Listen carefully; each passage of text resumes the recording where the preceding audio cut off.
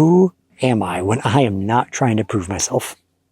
I lost who I was, and honestly, I'm okay with that. In 6 months of wilderness, I lost not just my independence, but my entire sense of self. And then came one night that I experienced what I felt was the death of my old self, the death of ego. And as I wrote that evening, there was a heaviness that I felt.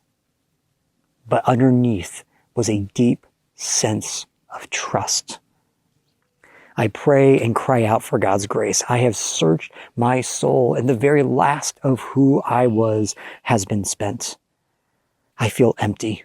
The longings I once had for achievement and strength disappeared long ago. The longings I had for connection that was rooted in approval have waned.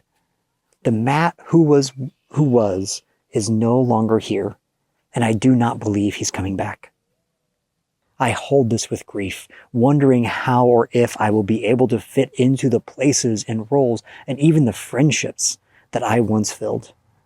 Yet there is also acceptance of the deep beauty of this moment. For so rarely are we blessed to have a moment when we truly have experienced a death of ourselves. And in this death, there is emptiness, there is void, only to be filled with new life. And while new life can come in many forms, be it for good or evil, I have never in my former life been able to truly say and mean the prayer, Lord, fill me, shape me, mold me.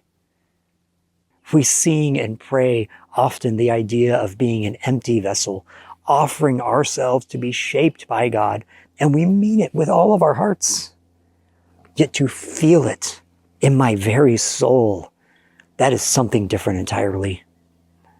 Where there was loneliness, there is now belonging to something much bigger and gentler. Where there is depression, there is now openness and wondering.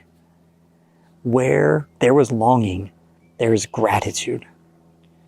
Where there is certainty, there is trust.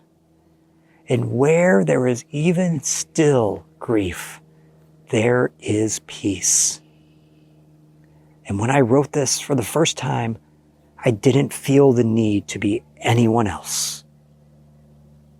Be still and rest in who you are.